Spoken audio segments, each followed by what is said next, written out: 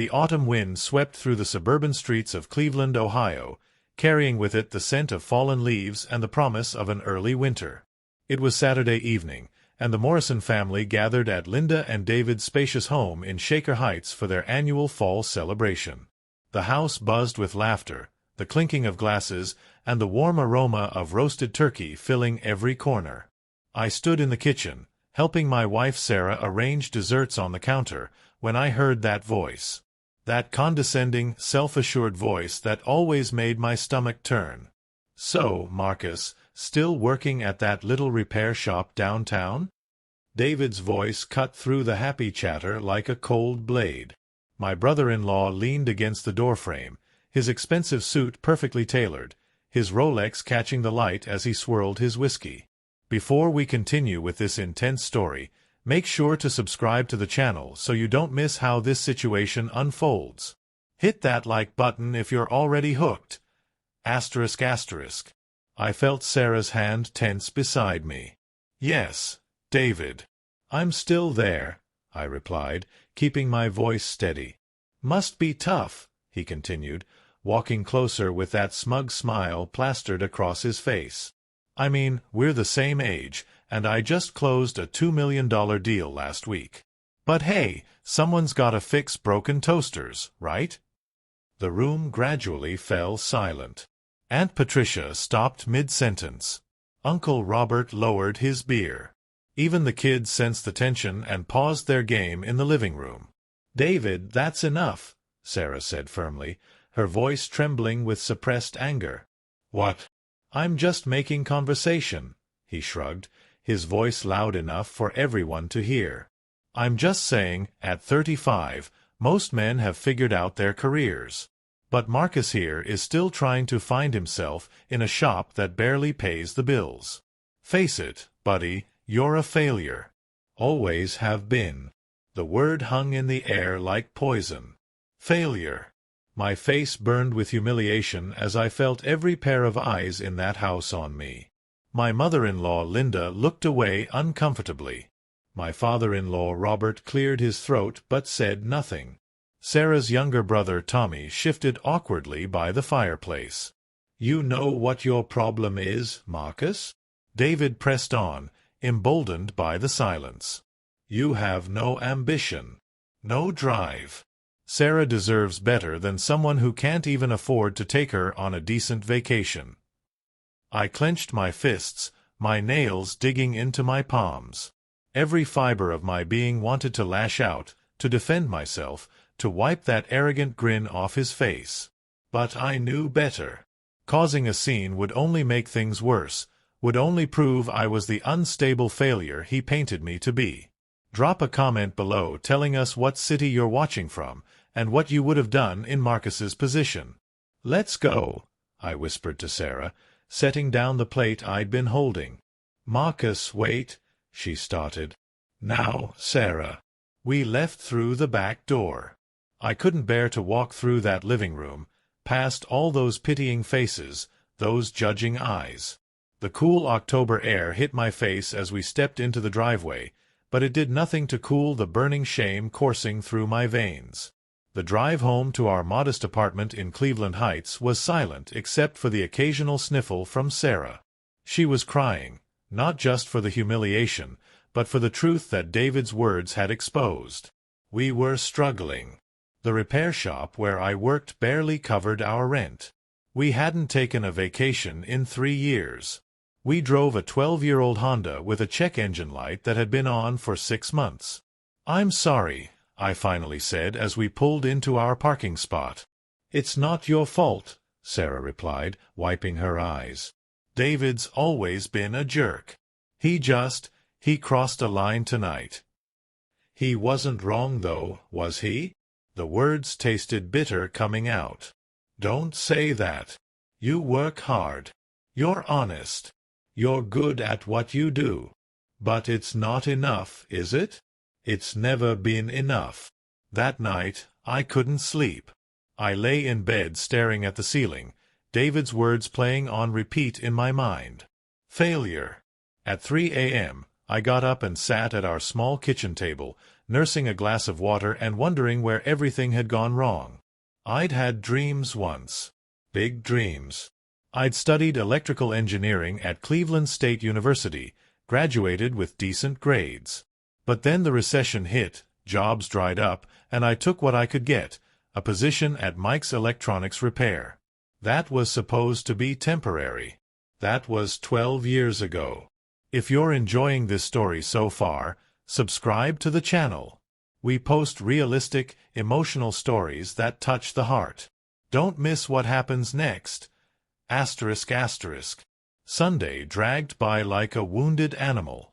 Sarah and I barely spoke, both of us trapped in our own thoughts.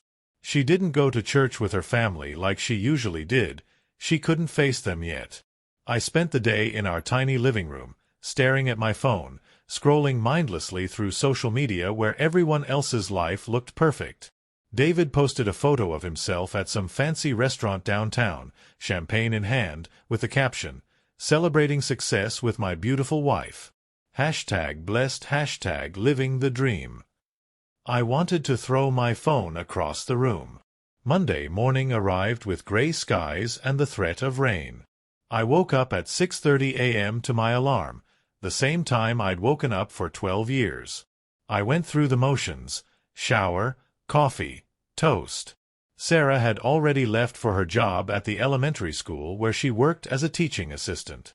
At 7:45, I grabbed my jacket and headed out the door to catch the bus to Mike's shop. The number 41 bus was late, as usual. I stood at the stop on Mayfield Road, hands in my pockets, watching my breath form clouds in the cold morning air. My phone buzzed. A text from Mike: "Can you come in early? Got 3 laptops that need to be ready by noon." I sighed and typed back, "On my way." The shop was already open when I arrived at 8:15. Mike, a heavy-set man in his 60s with graying hair and perpetual oil stains on his hands, greeted me with his usual grunt and gestured to the workbench where the laptops waited.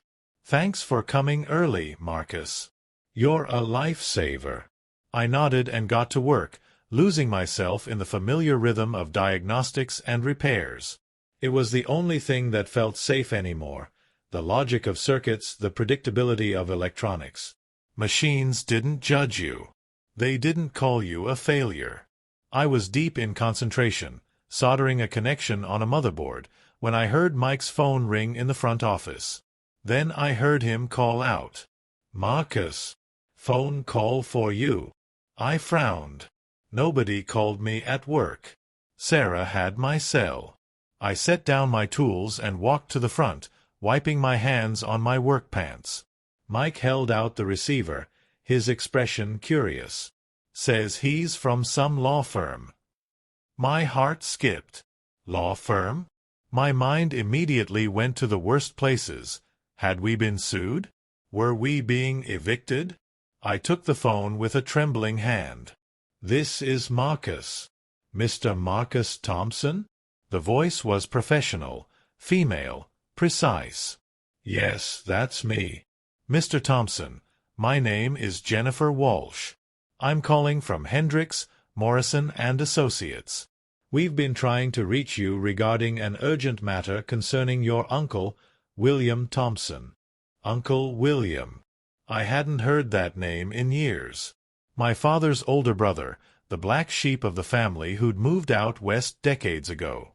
I'd only met him twice as a child. "What about him?" I asked cautiously. "Mr. Thompson, I'm very sorry to inform you that your Uncle William passed away 3 weeks ago in Denver, Colorado." The words registered, but I felt nothing. I barely knew the man. "I'm sorry to hear that," I said automatically. "But why are you calling me?" "Mr. Thompson, your uncle named you as the primary beneficiary in his will. We need you to come to our office this morning to discuss the details of your inheritance. Make sure you like this video if you want to see what happens next. The story is just getting started. ****. The world seemed to tilt. Inheritance? Uncle William? I'm at work. Can this wait until... Mr. Thompson, I strongly advise you to come in this morning. This is a time-sensitive matter, and there are significant assets involved. We're located at 1900 East 9th Street, Suite 3200. Can you be here by 9:30? I looked at Mike, who was watching me with concern. My mind raced. This had to be a mistake. Uncle William was a drifter, a man who'd never settled down, never had a steady job according to family stories. Yes, I can be there. Excellent. Ask for me at the reception. Jennifer Walsh. I'll have all the documents ready. She hung up. I stood there holding the phone, Mike's voice distant as he asked if everything was okay. Inheritance. Assets. Could this be real? I explained briefly to Mike, who immediately told me to go, that he'd handle the laptops. I caught a bus downtown, my mind spinning with possibilities and doubts in equal measure. The bus crawled through morning traffic, every red light an eternity. Hendricks, Morrison & Associates occupied the entire 32nd floor of a gleaming office building in downtown Cleveland. The reception area was all marble and glass, with a view of Lake Erie stretching gray and endless beyond the window. I felt completely out of place in my work clothes, smelling faintly of solder and machine oil. Marcus Thompson to see Jennifer Walsh, I told the receptionist, a polished young woman who smiled professionally. Of course, Mr. Thompson. She's expecting you. Please have a seat. I couldn't sit. I paced by the windows, watching tiny cars move through the streets below. Minutes felt like hours. Mr. Thompson? I turned to see a woman in her 40s, sharp business suit, carrying a leather folder. Jennifer Walsh. Please follow me. She led me to a conference room with a long mahogany table. She gestured for me to sit and then placed the folder on the table between us. Mr. Thompson, let me start by expressing our condolences for your loss. Your uncle was a client of this firm for the past 15 years. I honestly didn't know him well, I admitted. I saw him maybe twice when I was a kid. Yes, we understand that. However, your uncle was very specific in his will. He followed your life from a distance, and he wanted to ensure that his estate went to you. She opened the folder and slid several documents toward me. Your Uncle William was a very successful real estate investor in Colorado. Over the past 30 years, he built a substantial portfolio of properties. Upon his death, after taxes and final expenses, his estate is valued at approximately $3.2 million. The room spun. I heard the words but couldn't process them. I'm sorry, what? Subscribe now if you can't believe what just happened. This story is about to take an incredible turn. $3.2 million, Mr. Thompson. The estate includes 4 rental properties in Denver, a commercial building in Boulder, various investment accounts, and liquid assets. It all goes to you. I couldn't breathe. My hands gripped the edge of the table. This can't be real. I assure you, it's very real. We'll need you to sign several documents, and there are some administrative processes we need to complete, but within approximately 6 weeks, you'll have full access to all assets. Jennifer spent the next hour walking me through everything. Properties, investments, bank accounts. My uncle had been a quiet millionaire, living modestly but investing wisely.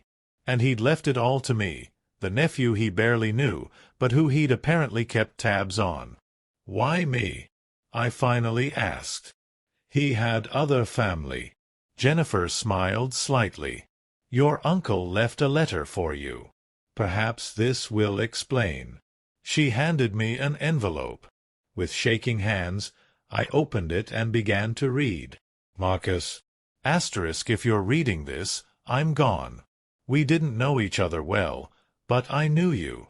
I kept track of your life through the years. I saw a boy who worked hard, who studied, who tried to make something of himself despite setbacks. I saw a man who stayed faithful to his wife, who worked honestly, who didn't take shortcuts.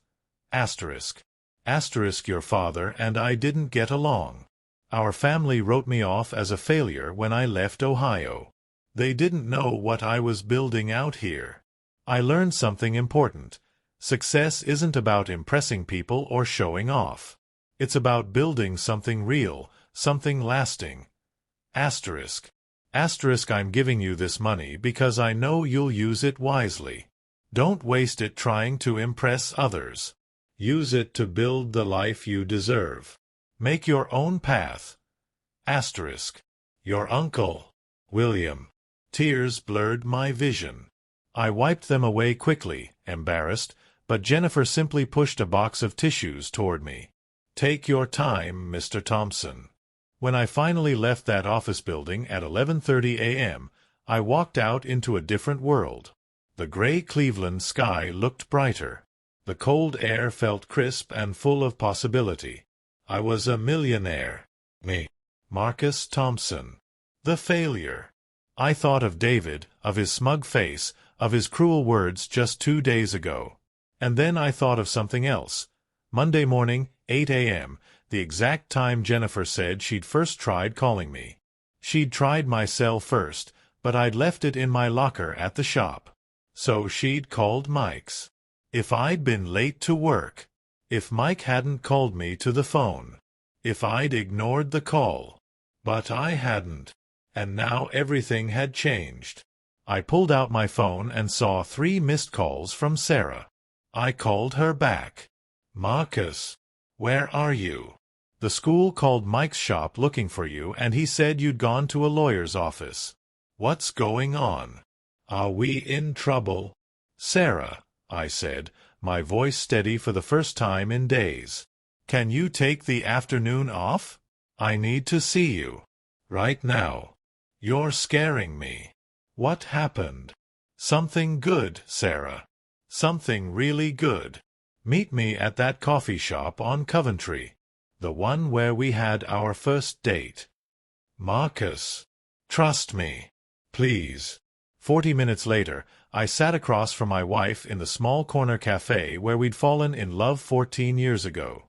I held her hands across the table and told her everything. She cried. Then she laughed. Then she cried again. $3.2 million? She kept repeating. This is real? This isn't some scam? I have the documents. The lawyer's legitimate. It's real, Sarah. It's all real. We sat there for an hour, planning, dreaming, letting ourselves imagine a future that had seemed impossible just 24 hours ago. We could pay off our debts. Buy a house. Finally take that honeymoon we'd never had. And more importantly, I could leave Mike's shop. I could finally pursue what I'd always wanted, to start my own electronics design company. What about David? Sarah finally asked, a strange smile playing on her lips. I thought about it. The old Marcus, the humiliated Marcus, wanted revenge.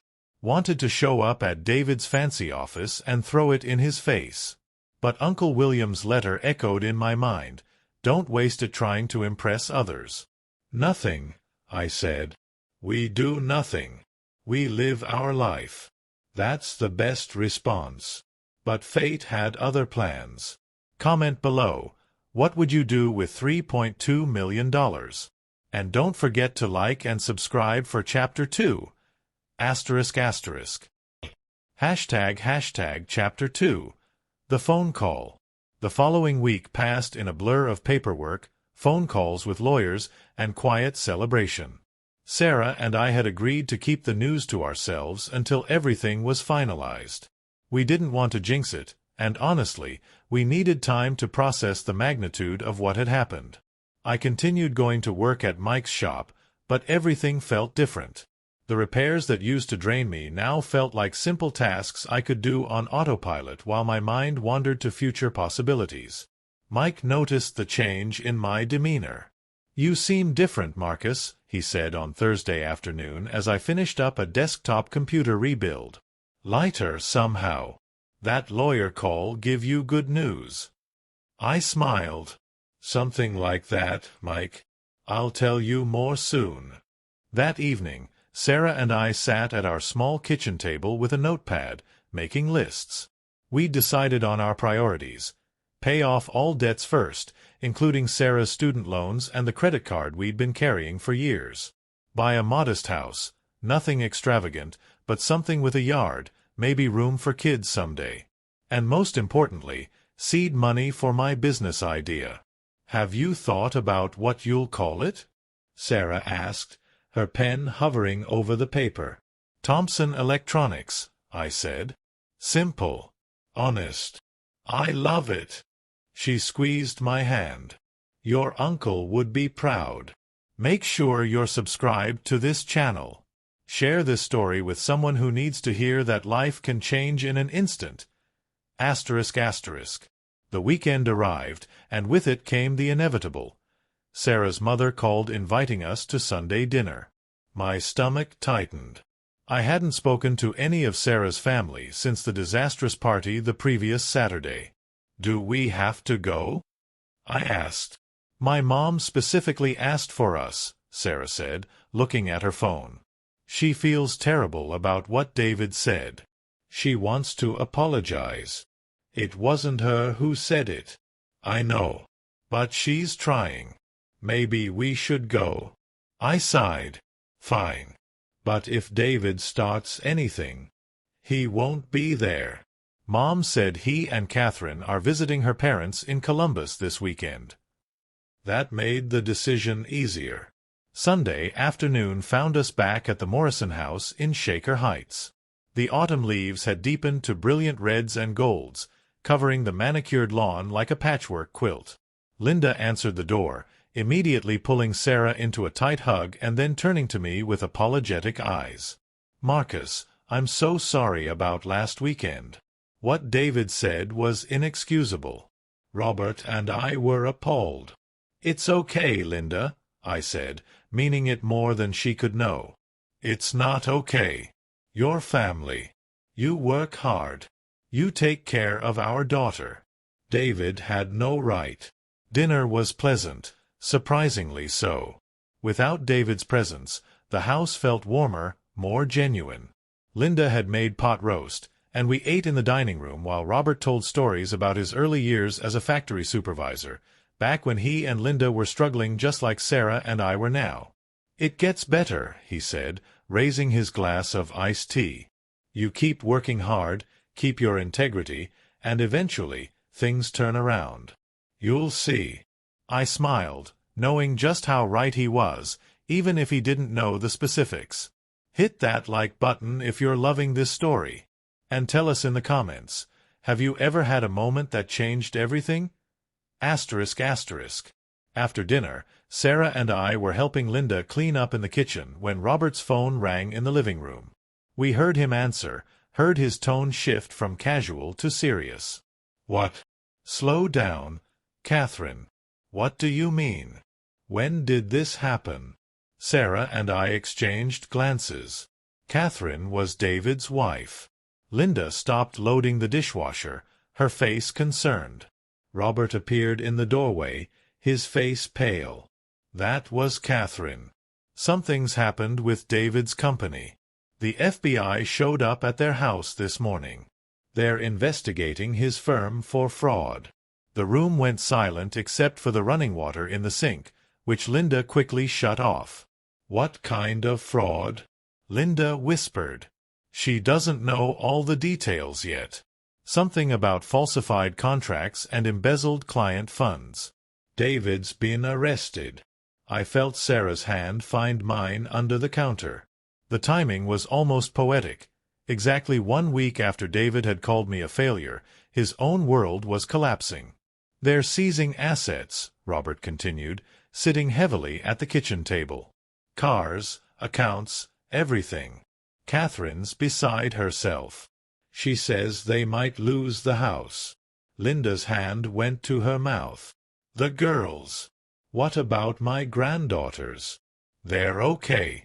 They're with Catherine's sister right now. The rest of the evening was consumed with phone calls and whispered conversations. Details emerged slowly, painting a picture of greed and corruption. David's firm had been running a scheme for at least 2 years, inflating property values, falsifying inspection reports, and pocketing the difference.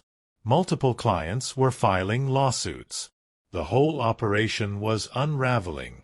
Sarah and I left around 8, driving home in stunned silence. "I can't believe it," she finally said as we pulled onto the highway. "David always seemed so successful, so put together." "Sometimes people who need to prove themselves the most are hiding the biggest secrets," I replied. "Do you feel vindicated? After what he said to you?" I thought about it. "No. I feel sad. Sad for Catherine, sad for their daughters. Nobody deserves that." "You're a better person than I am," Sarah said. "Part of me thinks he had it coming." I couldn't entirely disagree. Don't forget to subscribe to our channel. The final chapter is coming and you won't want to miss the conclusion. ***. Monday morning arrived, and I went to Mike's shop as usual. At 10 a.m., my phone rang. Unknown number. I almost didn't answer, but something made me pick up. "Hello, Marcus? It's Robert, Sarah's dad." "Hey, Robert. Everything okay?" I know this is going to sound strange, but David's lawyer called this morning. "David wants to speak with you."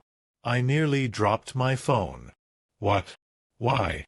He didn't say exactly. Just that it was important.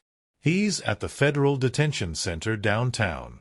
I have the visitor information if you'd be willing to go. Every reasonable part of my brain screamed no. Why would I want to see the man who'd humiliated me, who'd called me a failure in front of my entire family? But another part, a curious part, wanted to know what David could possibly have to say. "Let me think about it," I told Robert. I hung up and stared at my workbench. Mike was in the back room, his radio playing classic rock. A soldering iron smoked gently in its stand. Life in Mike's shop continued as it always had, but I no longer belonged here. Not really. I was just marking time until my inheritance cleared and I could begin my real life. Maybe that's why I decided to go. Because the old Marcus, the one David had belittled, needed closure. That afternoon, I found myself in the visiting room of the Cuyahoga County Corrections Center. The walls were institutional beige, the air stale and heavy. I sat at a small table, waiting, my hands folded in front of me. When they brought David in, I barely recognized him. The expensive suit was gone, replaced by an orange jumpsuit.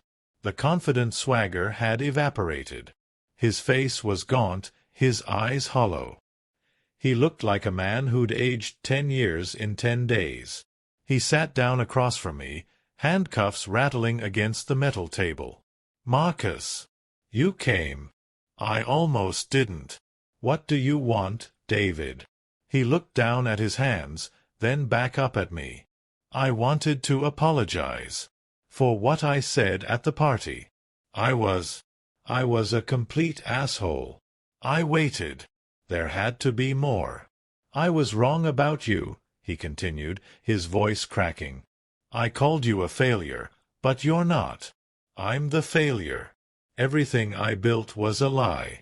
Every success I bragged about was fake. I was running a scam, Marcus, and I convinced myself I was brilliant." "Why are you telling me this?" "Because Catherine told me something this morning. She said you and Sarah have been nothing but kind to her through all this. When her friends started avoiding her, when the neighbors started whispering, you and Sarah were the only ones who called to check on her and the girls. I had called Catherine. Sarah had insisted, and she'd been right. Catherine wasn't responsible for David's crimes. Like this video if you believe in karma. And subscribe. We're almost to the incredible conclusion. ***. David," I said carefully, "I'm not going to pretend what you said didn't hurt. It did. But I'm not here for revenge. I'm here because I don't know. Maybe because we're family, and family shows up. Tears welled in David's eyes. I don't deserve that. I don't deserve any kindness from you. Probably not, I agreed. But that's the thing about kindness, it's not about deserving it. We sat in silence for a moment. Then David spoke again. Can I ask you something? How do you do it? How do you stay content with so little? I had everything, money, status, respect, and it still wasn't enough. I always needed more. But you seemed okay. Even when I was tearing you down, you seemed at peace. I thought about how to answer. A week ago, I would have said I wasn't at peace, that I was struggling, that David's words had cut deep because there was truth in them. But that would have been a lie. Even before Uncle William's inheritance, I'd had something David never did. I'd had authenticity. I'd had a wife who loved me for who I was, not what I could provide. I'd had honest work, even if it wasn't glamorous. I think, I said slowly, it's because I never tried to be someone I wasn't. I never measured my worth by other people's standards. That's where you went wrong, David. You spent so much energy trying to impress everyone that you forgot to build something real. He nodded, wiping his eyes with his cuffed hands. I'm going to prison, Marcus. 5 to 10 years, my lawyer says. Everything's gone. The house, the cars, the accounts. Catherine's filing for divorce. My daughters won't even look at me. I'm sorry, I said, and I meant it. Would you check on them sometimes? Catherine and the girls? I know I have no right to ask, but we will, I promised. Sarah's already planning to have them over for dinner next week. The guard signaled that our time was up. David stood, the chains on his feet clinking. Thank you for coming, he said. And Marcus? For what it's worth, I hope life treats you better than I did. You deserve good things. I watched him shuffle away, a broken man paying the price for his greed. As I walked out of that detention center into the gray Cleveland afternoon, I felt a strange mix of emotions: pity, sadness, relief, and something else. Freedom. I was free from David's judgment, free from caring what people like him thought of me. Make sure to comment what city you're watching from, and tell us what you think about David's downfall. Was it justice or just tragedy? ****. That evening, I sat Sarah down and told her about the visit. He apologized? She asked, incredulous. He did. And he asked us to look after Catherine and the girls. Of course we will. But Marcus, you don't owe him anything. I'm not doing it for him. I'm doing it because it's the right thing. She kissed my forehead. This is why I love you. You're the opposite of David. You're genuine. The next day, Jennifer Walsh called with news I'd been waiting for.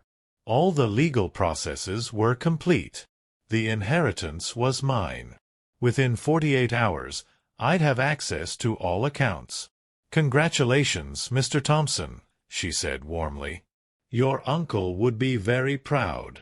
That Thursday, I walked into Mike's Electronics Repair for the last time as an employee. Mike was at the counter, working on an old tube radio, his hobby project. Mike, can we talk? He looked up, his weathered face curious. Sure, kid. What's up? I told him everything. About Uncle William, the inheritance, my plans to start my own company. To his credit, Mike just listened, nodding occasionally. So you're leaving, he said when I finished. I am. But Mike, I want you to retire. Close the shop. You've been doing this for 40 years. It's time. Can't afford to retire. Got bills like everyone else. What if those bills were paid? I pulled out a check I'd prepared. What if you had enough to retire comfortably, travel with your wife, finally fix up that cabin in Pennsylvania you're always talking about? Mike stared at the check. It was for $200,000.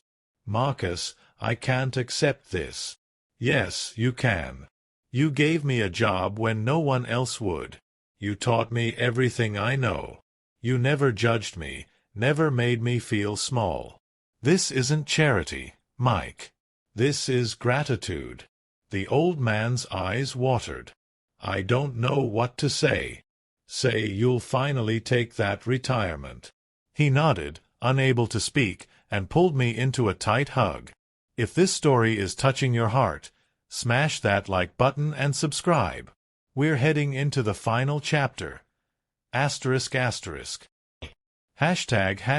Chapter 3, Redemption. 3 months later, winter had fully settled over Cleveland. Lake Erie churned gray and cold, and snow blanketed the city in quiet white. But inside the newly renovated office space in downtown Cleveland, warmth radiated from more than just the heating system. Thomson Electronics occupied the third floor of a historic building on Euclid Avenue.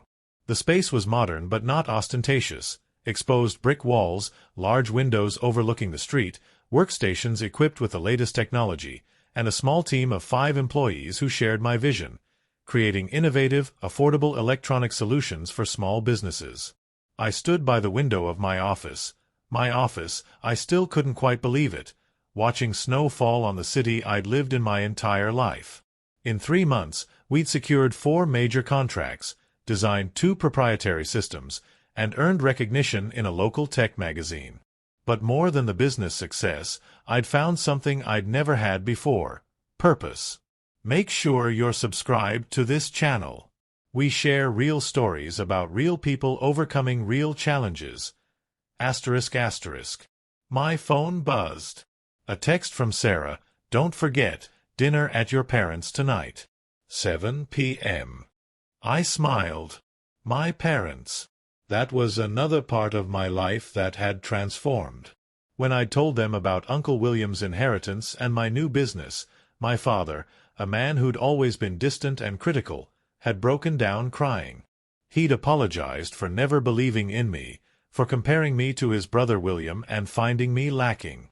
We'd talked for hours that night, clearing 35 years of unspoken resentments. My mother had simply held my hand and said, "I always knew you'd find your way." "Marcus." A voice called from the doorway.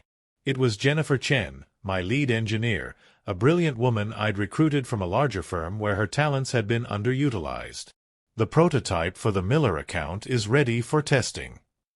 "Great. Let's take a look." I followed her to the lab space where my team had been working on a custom inventory management system for a local warehouse.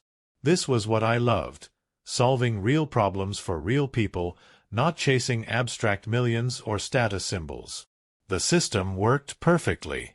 We'd deliver it ahead of schedule. "Excellent work, everyone," I told the team. "Take the rest of the afternoon off. You've earned it." As the office emptied out, I sat at my desk and opened my laptop to check emails. One message caught my attention. The subject line read, "From Catherine Morrison." I opened it cautiously. "Dear Marcus, I hope this email finds you well. I wanted to reach out to thank you and Sarah personally for everything you've done for me and the girls over these past months. Having dinner at your new house, the Christmas presents you insisted we accept, the job referral that helped me get back on my feet, I can't express how much it's meant to us. ***. David's sentencing hearing is next week. He'll likely get 7 years. Part of me is angry, part of me is heartbroken, but mostly I'm just trying to move forward for my daughters. ***. There's something I think you should know. David wrote me a letter last week from prison. He's been attending counseling, trying to understand why he made the choices he made. He said something that stuck with me: Marcus showed me more grace in one visit than I showed him in 10 years. He's the success I pretended to be. I thought you'd want to know that your kindness had an impact, even on someone like David. Thank you again for everything. Catherine. I sat back in my chair, reading the email twice. David's words echoed in my mind. The old me would have needed that validation, that acknowledgement. But the new me, or perhaps the me I'd always been but had finally accepted, didn't need David's approval to know my own worth. Drop a like if you're enjoying Marcus's journey. And comment your thoughts on forgiveness. Is it weakness or strength? Asterisk asterisk. That evening, Sarah and I drove to my parents' house in our new car, a sensible Toyota, nothing flashy. We'd bought a house in Lakewood, a modest 3-bedroom with a backyard for the